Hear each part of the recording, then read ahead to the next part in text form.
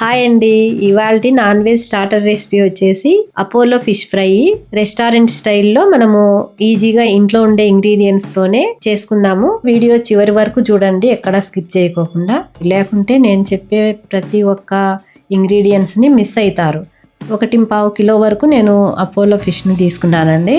ఈ విధంగా కట్ చేసి ఇచ్చుకోవాలి అపోలో ఫిష్ ను. ఇందులో ఉప్పు, కొంచెము పసుపు, కారము, రుచికి సరిపోయిన, మళ్ళీ మనం వేయించుకునేటప్పుడు వేసుకుంటాము అల్లం తెల్లవాయల పేస్ట్, ఒక గుడ్డు వేసుకోవాలండి. వేసుకొని మసాలానంతా బాగా ఫిష్కు బాగా పట్టించాలి. ఇప్పుడు cornflour 1 cup, 1/4 cup cornflour, 1/4 cup మైదాను వేసుకొని బైండింగ్ కోసము బాగా కలుపుకోవాలి. అవసరమైతే ఒక చిన్న సగం టీ గ్లాస్ పైన వాటర్ను కూడా కలుపుకొని బాగా కలిపి పెట్టుకోవాలి. అన్నీ నీట్గా కలిపి పెట్టుకొని ఒక అరగంట వరకు మ్యాగ్నేట్ చేసి పెట్టుకోవాలి. ఇప్పుడు మనం ఆయిల్ పెట్టుకొని డీప్ ఫ్రైకి సరిపోయేమైనా ఒక్కొక్క ఫిష్ని తీసి మనము ఆయిల్లో డీప్ ఫ్రై చేసుకోవాలి. మంటను కొంచెం మీడియంగా పెట్టుకొని చేసుకోండి. బాగా ఎర్రగా వేయించుకోవాలి. వేస్తానే కలపకోకుండా మనం ఒక 2 నిమిషాలు ఆగి ఫస్ట్ ఒక స్పూన్ లాంటి గరిటెతో కలుపుకున్నామంటే మనకి ఫిష్ ఇరగకోకుండా బాగా నీట్గా వస్తుంది. అలా కలుపుకుంటూ ఎర్రగా వేయించుకోవాలి ఈ విధంగా. ఇప్పుడు పక్కకు తీసేసుకుందాము. ఇప్పుడు ఒక జాలి గిన్నెలోకి తీసేసుకొని ఎక్స్ట్రా ఏమన్నా ఆయిల్ ఉన్నా కూడా కారిపోతుంది. నేను మొత్తం చేయడం లేదండి, కొంచెం చేసి చూపిస్తున్నాను. మిగతావి కూడా అలాగే అన్నీ ఎర్రగా వేయించుకోవాలి. ఆయిల్లో వేసేటప్పుడు మాత్రం వెంటనే కదలుకోకుండా నీట్గా వేయించుకోవాలి.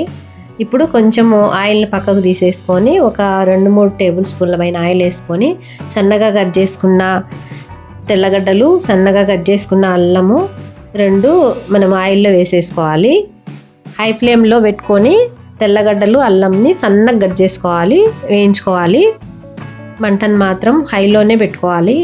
అప్పుడే ఆ ఫ్లేవర్స్ అంతా బాగా రెస్టారెంట్లో ఎలా చేసుకుంటామో అలాగే ఉంటుంది.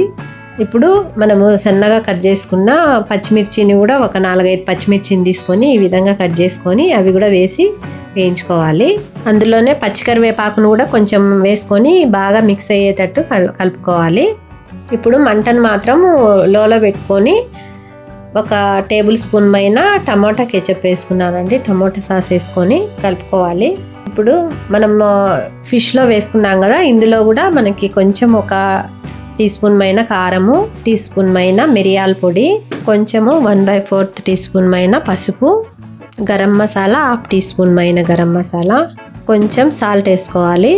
ఇప్పుడు రెడ్ చిల్లీ సాస్ వేసుకోవాలి 1 టేబుల్ స్పూన్ పైన, ఒక 2 టేబుల్ స్పూన్ల పైన సోయా సాసు వేసుకొని ఈ మసాలాలంతా బాగా మిక్స్ అయ్యేటట్టు బాగా కలుపుకోవాలి.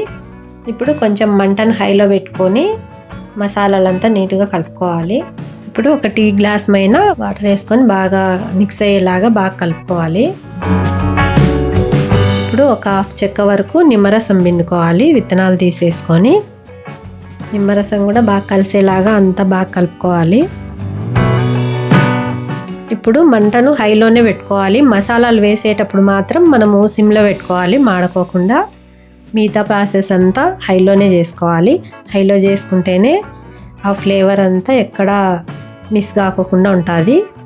ఇప్పుడు ఇంకా ఫిష్ ముక్కలన్నీ మనం వేయించి పెట్టుకున్న ఫిష్ ముక్కలన్నీ వేసుకొని హైలో మాత్రమే వేపుకోవాలి. ఈ ముక్కలకంతా మసాలా అంతా బాగా పట్టేటట్టు బాగా మిక్స్ చేసుకోవాలి. అసలు ఈ ఫిష్ ఫ్రై మనం రెస్టారెంట్లో తెచ్చుకోవాలంటే చాలా కాస్ట్ ఉంటుంది కదా, ఇంట్లోనే మనము బాగా సేమ్ రెస్టారెంట్ ఫ్లేవర్తోనే వస్తుందండి. తప్పకుండా ట్రై చేయండి మీరు ఈ రెసిపీని మాత్రం. ఫైనల్గా మనము కొత్తిమీరని వేసుకొని బాగా కలిపేసుకుంటే ఎంతో అద్భుతంగా ఉండే Apollo fish fry starter recipe ready అయిందండి. ఇప్పుడు మనము సాయంత్రము ఈవినింగ్ స్నాక్గా బాగా తినొచ్చు. ఇది తప్పకుండా ట్రై చేయండి మీరు ఈ రెసిపీని. మీకు ఎలా కుదిరిందో తప్పకుండా నాకు కామెంట్ రూపంలో చెప్పండి. అలాగే ఈ వీడియో నచ్చినట్లయితే లైక్ చేయండి, షేర్ చేయండి, సబ్స్క్రైబ్ చేసుకోండి మా ఛానల్ని. ఇలాంటి కొత్త రెసిపీస్తో మళ్ళీ మీ ముందుకు వస్తానండి. బాయ్ అండి.